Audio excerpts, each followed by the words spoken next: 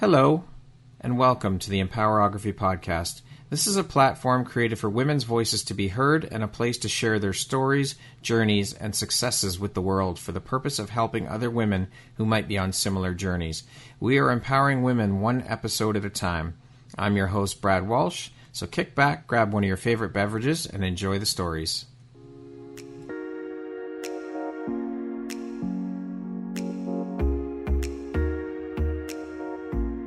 The world needs to hear your message and your story, so don't deny the world of that gift within you that the universe has given you. Someone out there needs to hear your story because it will support them in feeling hope, inspired, and even transformed. Do you want to discover how I help get my clients out of their own way, show up, and confidently share their message? I would love to extend an invitation to you to join me in my free masterclass, Start Your Own Podcast from Idea to Implementation, on Wednesday, April 5th at 1 p.m. Eastern.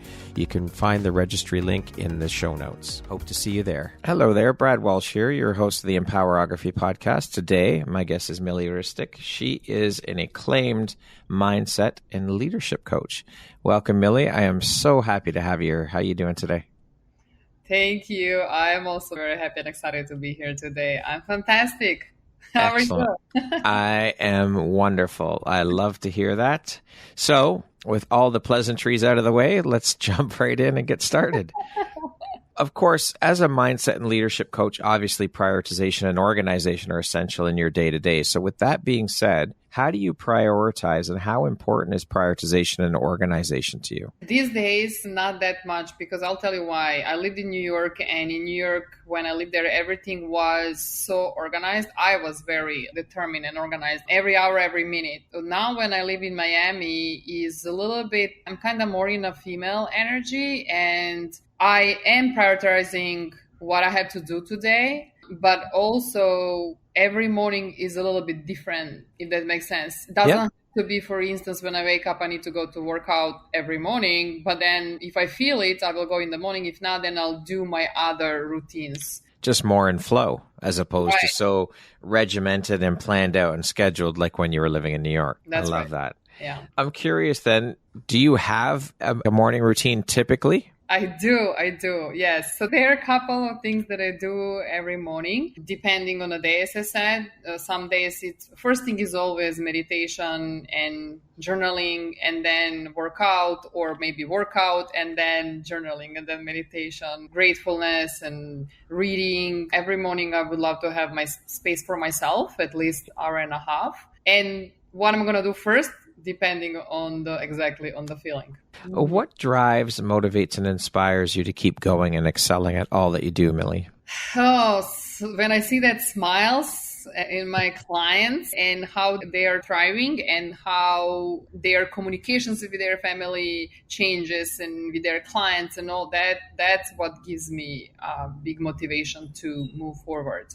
I would love to know what you were doing for a living before making the leap into entrepreneurship and what facilitated your journey into entrepreneurship. I was business developer at interior design firm in New York, working for a corporate real estate industry. And I kind of got called into it. Coming from Europe, I always wanted to have my own firm and have my own business. I just didn't know what was that, but I got burned out in the corporate world, and I heard my intuition calling me. Yeah, it's an interesting story though.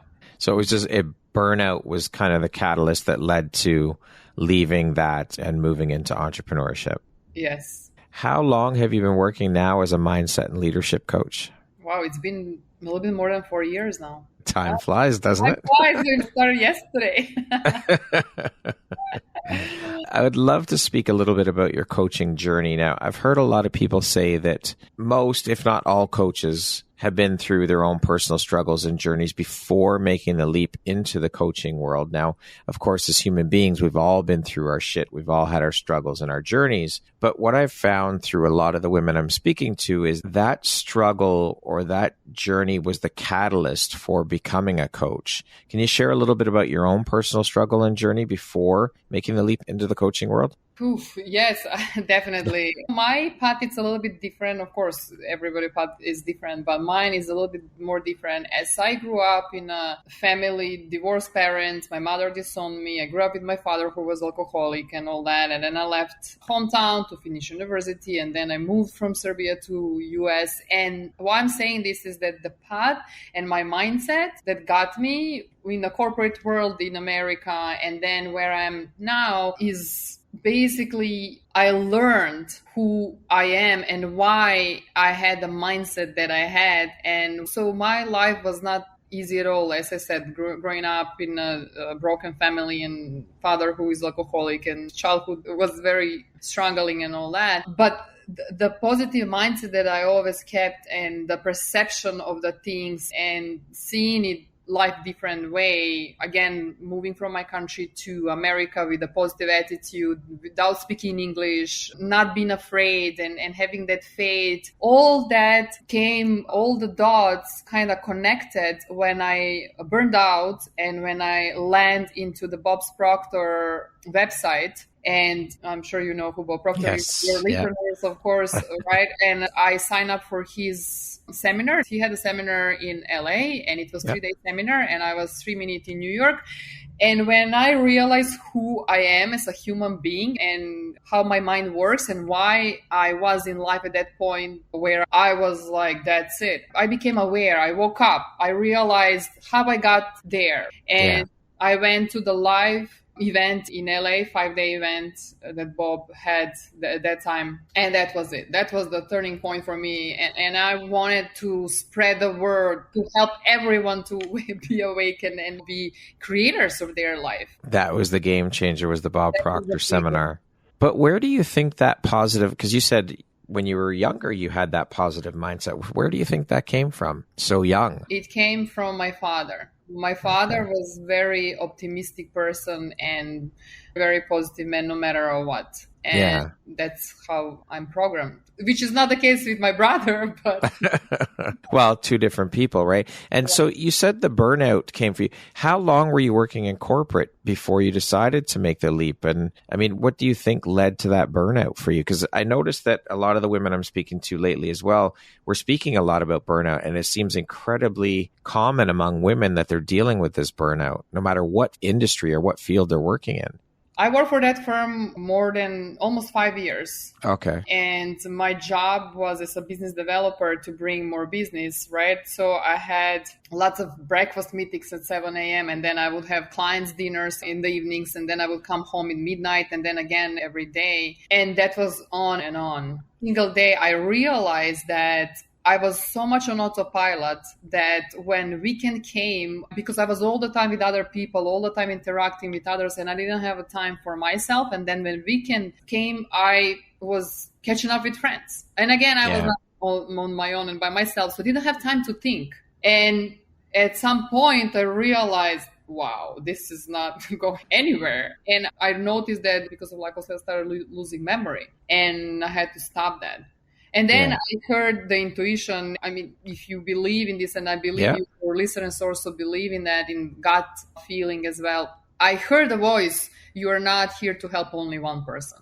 And I didn't know what that meant. And that voice started coming and coming again, because it's me as a human being, and also being in the business development industry, you help people because that's who you really are, and connect them and help them with any type, whatever they need. And I literally Googled how to find purpose in your life, and I landed on Bob's. That's because pretty. The voice started repeat, and I didn't know what should I do. Even this stuff doesn't make any sense at the beginning. Incredible.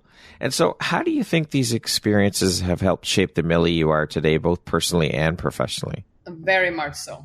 Every experience that I went through and journey, as I mentioned, it's been very interesting and with ups and downs, shaped me the person that I am right now. But I am the person, again, that I always see half glass full and not glass empty, no matter of what happens. And that's actually what makes me the person that I am, the big foundation that I see the world through. Yeah. And so what was the biggest takeaway or lesson for you through your experiences? Ooh, there were many takeaways. What were the top 2 or 3 for you? You mean like a takeaway lessons, right? Yep.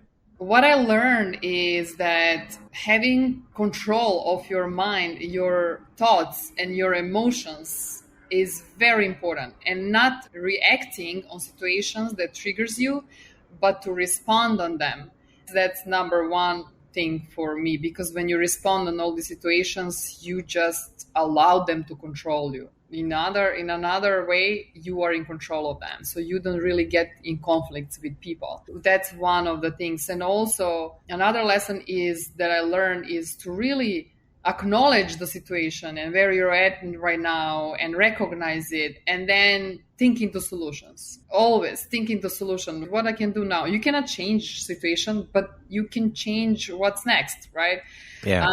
And also I learned that working on myself and learning and finding out about bigger picture of this world and this existence helped me a lot to understand who I really am, why some things are happening to me, why I attracted these things to happen to me, because everything comes from me. And there is no thing that I have to blame others, but to go deeper into myself and work on myself. And that's how I change other situations. That's the key, is realizing that we have to do that self-work, and it's constant. We never get to the point where we don't have to do that work. And if we work on ourselves, then that just spreads out. It creates that ripple effect out to everyone else around us, and it benefits everybody, but most importantly, us. That is right. Yeah. It's like it works like compound effect. Yeah. You change and then everybody That's right. changes around you.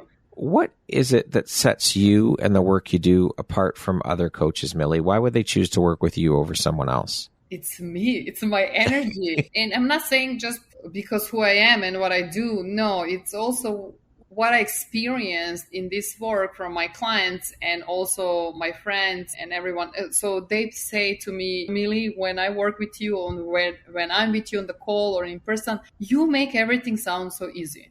Everything is easy with you. Like whatever I want to do and achieve goal, everything is easy. And I say, yeah, it is easy. I do have this hidden power, I would say, to really inspire them to take quicker actions, to make quicker decisions, to change their lives, is just my energy. Yeah. What would you say are 3 of the most important lessons you've learned as a mindset coach? To love myself to the fullest. To love myself to the fullest. I will say that twice. and everything comes from that. Everything. Yeah. And also to express myself fully. For instance, you need to dress up like this, you need to dress up like that, you need to, like, all the standards and everything. No, I express myself the way I am, the way I feel. And that's the most beautiful thing, because before, everything is how we are raised and what the standards are and what our environments are telling us. And, maybe this sounds stupid, maybe this sounds like this, like that. No. So I learned to be myself. Because all of that societal conditioning, the parental conditioning, like you said, all of these things, we're taught to be this way and that way, and I love it. How has your coaching style evolved since you first started coaching to where you are now? Oh, very much so. When I first started coaching, I was using Bob's Proctor material to coach my client. And then I got into the partnership with a friend of mine who is also a coach. We worked together in corporate world. And then I left that. And then I created my own programs, and how I was evolving, everything else started changing, as also I'm a Theta healing practitioner as well. And I also have a coach now. So now when I look back, wow, it's a beautiful journey. It is. It truly is. What lights you up or inspires you the most about the work you do as a coach? Helping others become better people, helping others be awake, and helping others to not live by default, but by creation, as everyone deserves that. Yeah. That is powerful. Mm-hmm. With you being a mindset coach, I'd love to speak a little bit about the whole mindset piece with you and get your take on it. Can you speak to how important a part mindset played in helping you through your struggles, and just how important mindset is to our daily routines and successes? Our mindset is very important. As I said, most of the people, 97% of people, they don't even think. They think that they think, but they don't think. And that's where mindset comes. Yeah, only 3% of people start their day with intention of, okay, only 3% of people. Wow. Yeah, only 3% of people.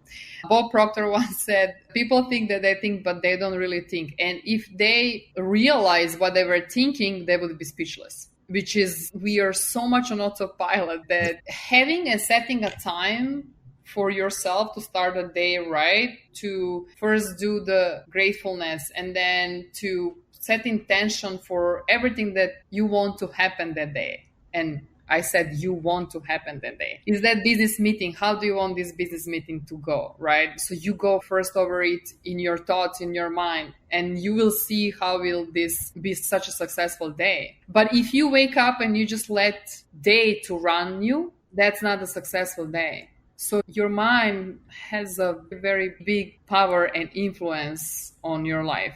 And knowing, and I always love to say that I teach my clients one talent, which we all have, and this is how to use your mind, because that's the talent that nobody taught us in school or anything like that. Right. So even if you're a talented artist and you don't believe that you can succeed, you're not gonna do anything about it. That's right. So that's how your mind is so powerful. What are 3 of the most common issues around mindset that you come across in working with your clients? The one biggest thing is that they don't believe that something bigger is for them. They always tell me, oh my God, Mili, I never thought that I can open my own firm, or I never thought that I can start earning 6 figures a month. I thought that's all for other people. That's not accessible to me.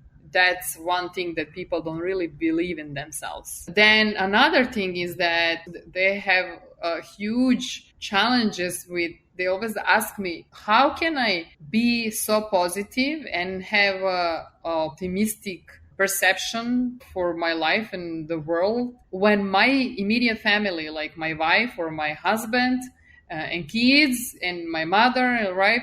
All of them are negative. What do I do then? I sound to them like alien or something. And then the third thing is that they say they don't have time to do the exercises, to start their day in the proper way. The biggest thing that I noticed in corporate world is to wake up without the phone. Meaning when you wake up, to not check on your emails, but to start your day thinking. And this is why I say thinking, to connect first with yourself and then later connect with other world. That's very important. But it's start your day out connecting with self and feeling into self and feeding your own soul first before you do anything else. Right. That's the biggest challenge people have. Mm-hmm. I want to keep on the whole mindset thing, business and the struggles that go along with all that. So often we see and hear from experts like yourself who've overcome adversity, challenges, and transform through the pain to discover their purpose, which is amazing and powerful and beautiful. I'd love to hear from you, with all that you've gone through and come out the other side. What are some of the struggles and things that you face today around mindset, imposter syndrome, things like that, just to name a few? I mean, I'm sure you would agree that just because we have gone through our struggles and gone through the adversity and come out the other side, that doesn't mean that's the end of the struggles. I would love to hear what you deal with now as opposed to what you dealt with before. Can you share a little bit about that? Of course, yes. There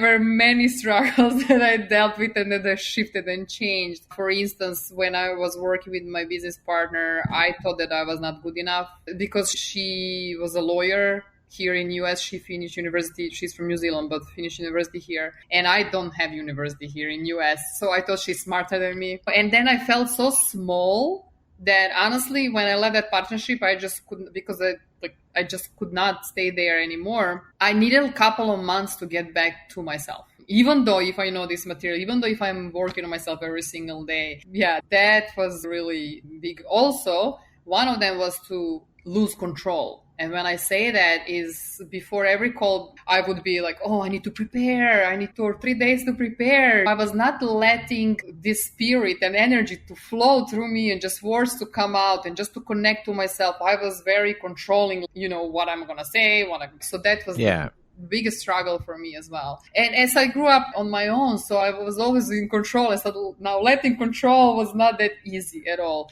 Now, what I am still working on is receiving. And that's the big thing for me, because even though, let's say when I go out for dinner, for lunch, for coffee or anything like that, sometimes when somebody pay for me or the coffee or whatever that might be, I would feel guilty, like I need to give back.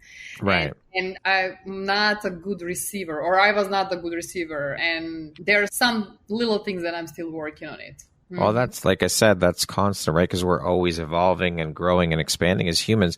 We have to constantly work on ourselves. Mm-hmm. What is one tip or takeaway that listeners can implement immediately that you can provide so that they can start conditioning their mind for the success they want? Very powerful thing and very easy to do. And if I can just express how powerful it is, everybody will do it. And this is, start your day with 10 things that you're grateful for. And you can start with 5 things that you're grateful for right now and 5 things that you want to receive, but you're already grateful for them right now. And why I'm saying gratefulness is very important, because I kind of tested, and I noticed with myself that the days when I'm not starting my day with gratefulness, as a human, your mind automatically goes to something that it's not going your way. Something that the negative. The negative, exactly. And trust me, and as you know, Brad, you can find so many things to be grateful for, like your health, your hair, your eyes, like you can see, you can walk. I don't know, air that you breathe, like anything you can find. Somebody pay for your coffee or a cargo from your wife or kids or whatever you can find. And when you set your mind with that positive attitude in the morning and you say to universe, I'm really happy and grateful for this and that, you will see how your vibration will change. Every single day, you will win the day. That's the way to win the day. And if you keep this every single day, you will see miracles happening. What, in your opinion, is the most important or quality or skill set in a leader? Number one thing is communication. Oh, I experienced that working with my corporate clients. Communication. That's the one. And decision making, of course. Yeah. What is the process in your mind that best supports leadership development? The process. First thing that I love to do with leaders is really get clear with them on what is that they really want.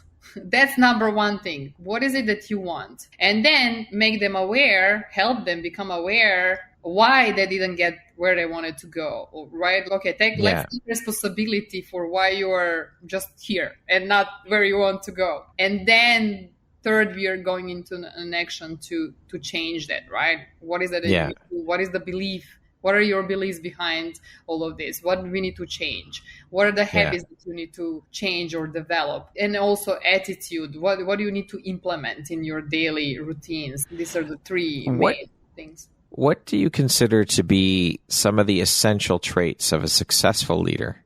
Empathy, also ability to empower employees, leaders. All successful leaders that I work with and in the world are great visionaries. They're open-minded as well. They are genuine. They're great listeners. Authenticity.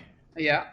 What are some common misconceptions that executives have about leadership development? And how do you help them realize the importance of ongoing learning and skill development? The biggest thing is ego. And I already made millions.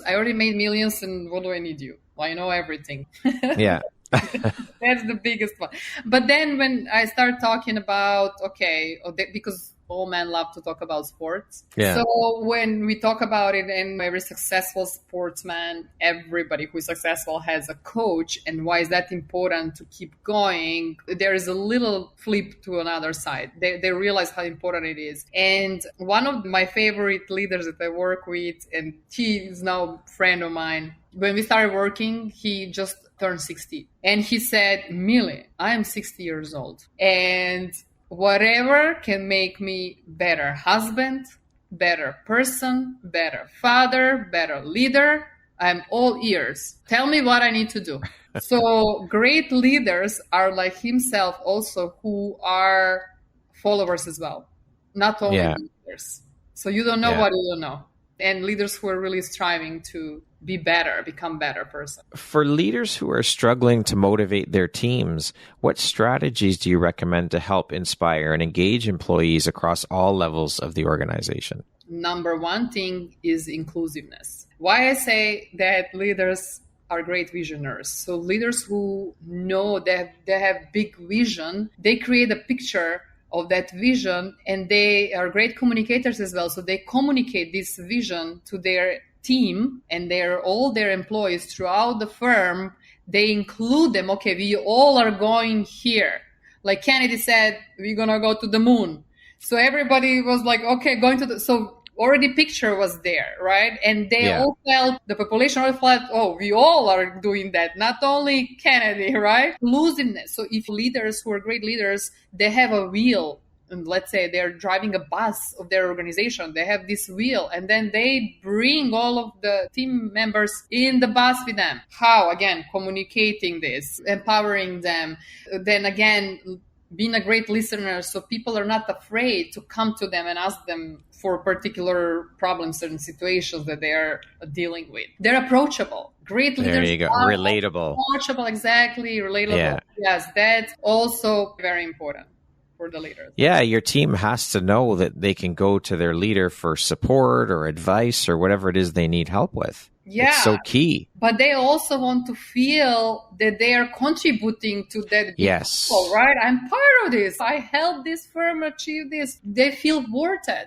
I'm part of the team. Yes. And my contribution matters. Exactly. And I matter. So they want to be seen, basically. Right. So again, communication, and it has the big role. So in today's fast-paced business environment, how do you teach executives to prioritize and make strategic decisions amidst constant change and uncertainty? Don't laugh now, but I don't coach them to make strategic decisions.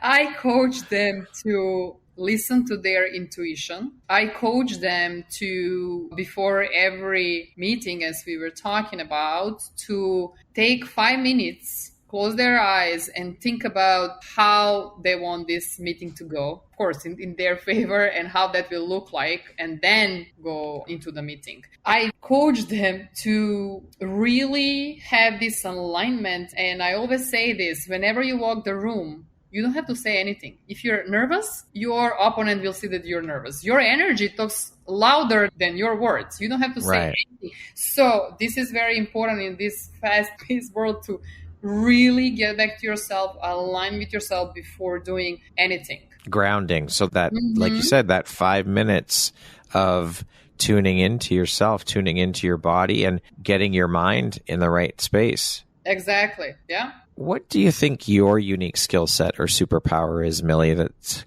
helped you become successful? It's very interesting question, because I'm laughing as I cannot say only one word. What I've noticed, and also what I've been told, is that my superpower, besides being a great listener, having this enthusiastic energy, and whenever I show up, I always bring this light, and people are always inspired after meeting with me, and they feel easy. But my superpower is really, whenever something bad happens to me or challenging, right? I take that, I absorb it, I take in that situation and energy and all it, and then transform it into something good. So I never dwell on something, no matter of people who've not done me well or something. I always think positive of them. I send them love and all that. So it's called energetic transmutation.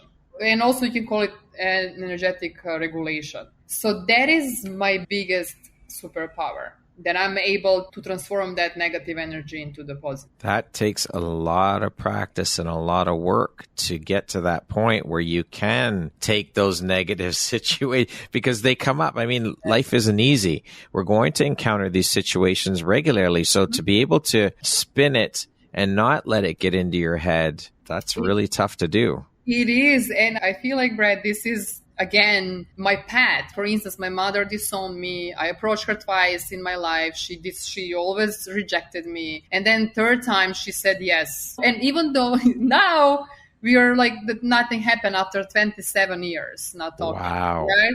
My father was alcoholic and he was very aggressive and he would drink certain liquor, not wine, not just certain liquor. He was very aggressive and I still loved him unconditionally. Sometimes he would beat us up and throw us on the street and all that. But I was still able to really love that man because my, again, superpower is again to see people as they are on a deeper level. Everything else on the outside, they're wearing their masks and all, and that's all conditioned. But I really see people the light they are. And I know how to bring that to people to come to the surface. That's an incredible superpower and skill set. I mean, to be able to forgive your mother. And I think that's it, right? That forgiveness piece is so huge. And we have to realize that the forgiveness is not even for them. It's for us. It's for us, exactly. So we can move forward, right? Because that's a lot of weight to carry around. And we can't control what people do. We can't control people's actions. All we can control is us, ourselves, and our actions and our thoughts. Exactly. So that's what we have to do. I love it. I think that is so powerful and beautiful, Mili.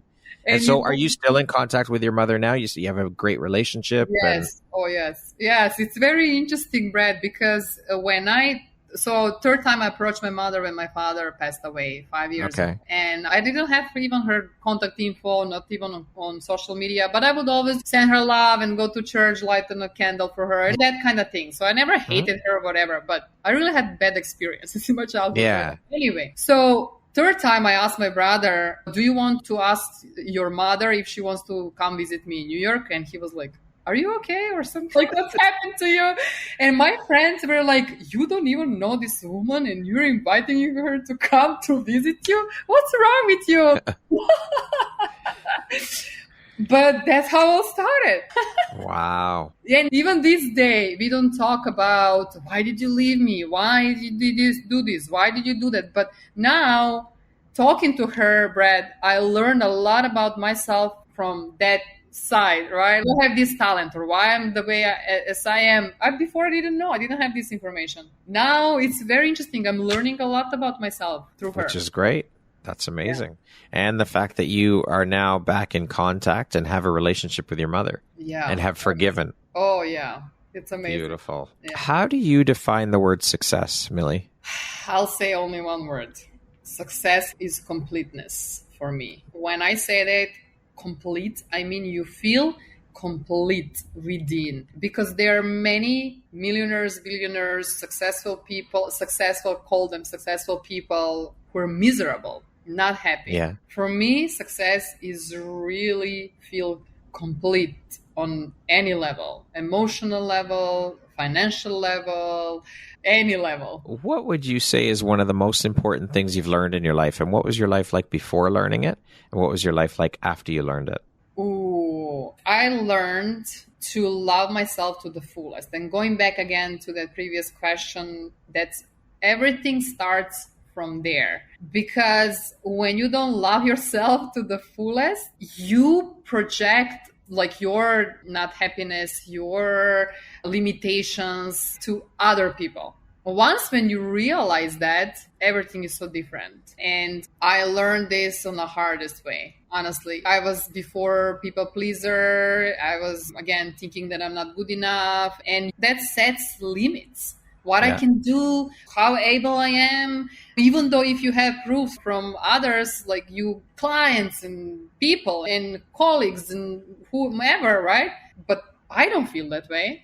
If you tell me that I'm good, I don't feel that I'm good enough. And this is the limit, how far I can go in my life and my career. And also what important thing for me was to learn standard in love relationships and also in friendship and clients and what I love and what I don't love, or what I like, what I don't like. You cannot really, because giving all the time, it's not fun. No, and you're going to deplete yourself. You'll have nothing left to give.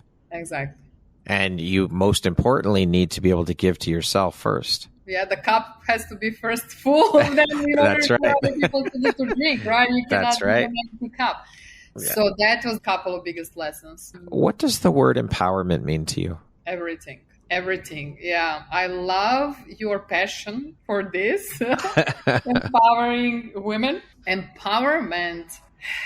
I feel like everybody needs to know and learn how to empower others. And especially, I'll say this, especially women. I am amazed when I give a compliment to totally strange woman on the street and that shooks her up, meaning, thank you. They were so surprised. And I asked them, why are you so surprised? And they say, because I don't have this experience. Women usually don't say this. And I'm like, no, that's not true. Even a little compliment, it can be empowerment. Empowerment is many things. But again, I would say is everything. It fulfills you. When you empower other person, fulfills you, makes you more happier. It's powerful. It is. It's incredible to be able to give back to others. Yeah. That feeling it's beyond words. It fills your heart and your soul. It makes your heart and soul smile. Exactly.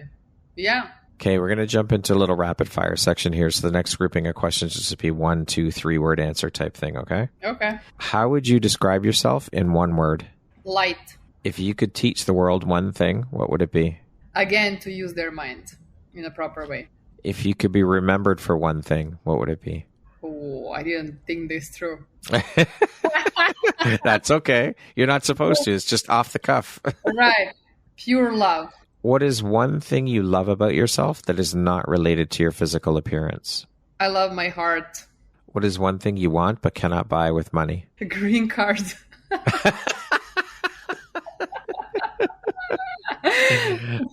What is your personal motto, Mili? I'm a powerful manifester. That concludes our rapid fire section. Now back to our regularly scheduled program. What challenge would you say has shaped you the most in your life? There were many. What challenge in my life shaped me the most? Moving to US by myself, on my own. That was the biggest challenge. Yeah. And making it happen for me, achieving my dreams, speaking English. That's a big thing for me. Yeah, I mean, coming to a completely foreign country, not knowing the language, I mean, that is fucking huge. That just speaks volumes as to who you are as a woman, as a human being, how strong and courageous you are. I think it's incredibly inspirational. It's amazing. Thank you. Yeah. Truly. Yeah. So you moved to New York. What made you decide New York? You started in New York. What made you to move to New York in particular? I actually moved first in San Francisco. Oh, okay. I lived there for 3 months in my friend's house and then moved to New York. And in New York, I knew only one person. We used to work together. And she told me, you can stay at my place only 2 weeks. Don't worry, in New York, everything comes. And I was like, what? What do you mean only 2 weeks? And she said, don't worry, you'll see. And I'm like, oh my God. Yeah, but everything actually came to me. But not only just like that, but of course, it took action as well. Of course. But it was interesting experience. I'm sure. Well, it helped shape the Mili you are today. Exactly. I mean, that's huge.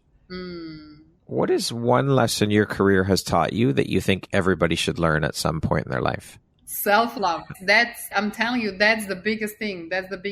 I thought I loved myself until I really started loving myself. And what I'm saying is, until I started doing the mirror work and I observed my thoughts, looking at myself in the mirror, how judgmental I was about myself. And first thoughts that were going into my mind, they were like, oh, look at this, look at your hair, look at that.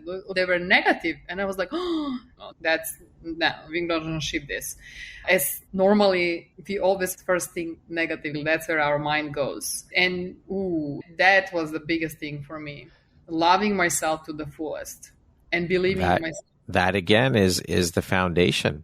I mean, we are the foundation. Everything, absolutely everything in this world, in this life, starts here with us at home. Yes. In our hearts, in our bodies. Yes. In our minds. Brad, you have kids, but I don't have yet now. But when I was growing up, I grew up with my father. He never told me you're so beautiful. He never told me you're smart, you're this, like that. I didn't grow up like that. So I need to teach myself to think like this. No matter what other people tell me, I still even believe them. That's the biggest thing. Well, that's the thing, right? Someone can tell you, I mean, if you don't feel it, like really feel it in your soul, in your heart, and know it in your mind, people can tell you till they're blue in the face that, oh, Mili, you're incredible. You are limitless. You are powerful. You are beautiful. But if you don't believe it here, it doesn't mean shit. It's not going to resonate. It's not going to do anything. You have to start here. It has to be in your body. You have to feel it and know it and believe it and embody it. Embody it. Yes. Yes. That's very important for the parents to really raise kids telling them these words. And I think we need to do that as parents from when our kids are very young. Yes. We have to start very young, because if we continue to do that, I think if we continue to put that on them, let them know how powerful they are, let them know how beautiful, how limitless from a very young age. If we keep reiterating that, they'll just grow up not knowing any different. They'll grow up.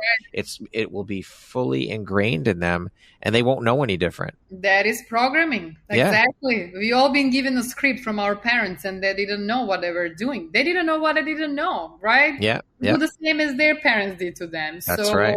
By now, you are having this script, carrying it all your life, and you're not even aware of it. That's why this work is very important. It is, absolutely. What is your why, Mili? This is my why. This is my why, because my why is really to help people to become aware. Now I'm more focused on female business owners and their teams. And that's my why, to help them become stars of their own movies, to create their own movies and be a stars, win the Oscar of their own movies, and not just playing some role there from the shade or supporting star. No, you are the star. So that's my big why. Because again, the way how I got here where I'm at right now is through my mind, and the way how I was thinking, and of course, work in progress all the time. But still, people need to know how powerful they are and how their thoughts and their words are affirmations, right? And their patterns that they're repeating it all the time. Like, for instance, one of my clients in a corporate world, he realized the pattern that how he was behaving with his 4 kids in the family, immediate family. That's how he was projecting on his team and his leaders. So that's huge, to even first be aware of it and then change it. Yeah, the self-awareness is massive for sure. And again, it takes the work. You got to be willing to put in the work. Exactly. You got to be open-minded. Yes, for sure. Mili, if you had the opportunity to sit down and have a 1-hour conversation with one woman, any woman in the world, who would it be and why? Her name is Genevieve Beckrand, and she passed away a long time ago. She wrote the book, Your Invisible Power, in 1921. And she was the only student of Thomas Troward back in 1917 and 1916. And I really want to talk to her, to ask her, this society today, now they just started awakening. After COVID, we just started being awakened, and there's lots of work there still, right? And there are lots of people in leaders in corporate world that they don't let their mind open, right? They're so limited. And I wanted to talk to her in 1921, how she did this work so long time ago. Yeah. And I would say, like, minds of people back then also were not that open, and they were not warmed. And like, how did she deal with that and had panel discussions and did her speaking engagements? And that's what I would really love to know. Also Florence Scovel Sheen, that she wrote the book Game of Life and How to Play It in 1923. How was that for her? You know, that's, to me, these 2 women, it's very powerful women. If you could go back and give your younger self one piece of advice, what would that piece of advice be? It would be, Mili, you're good enough. You can do anything what you set your mind to. Lastly, if you were to deliver your last 30-second speech to the world, your tribe, your corner of the world, your people, what would that last 30 seconds sound like? What words of wisdom would you impart? People, wake up. The world is not how it seems to be. And the world that you're experiencing right now, it's coming out from within. So you better start living from within than from without. Because without is just the mirror of your within and your inner self. Beautiful. Mili, thank you so much for being here with me today and for taking the time and making the time to be here and share a little bit about your own personal story and journey and the beautiful light you put out into the world through the work you're doing. You are a truly inspirational, beautiful soul. I appreciate you, and I'm so grateful to have you as a member of the Empowerography community. Thank you for all that you are and all that you do. Thank you, Brad. I'm so happy to be here with you and share a little wisdom with you and with your listeners. Thanks for having me here today. My pleasure and my honor. Once again, my name is Brad Walsh, host of your Empowerography Podcast. Today, my guest has been Milica Ristic. She is an acclaimed mindset and leadership coach. Thank you so much, Mili. I hope you have an amazing rest of the day. Thank you as well. Thank you very much for listening to this podcast. If you haven't yet, please be sure to subscribe, rate, review, and share with all your friends. You can find me at visuphoria.ca and follow me on Instagram at Empowerography Podcast and on Facebook at Empowerography. Please join me next time for another inspirational story from yet another amazing woman.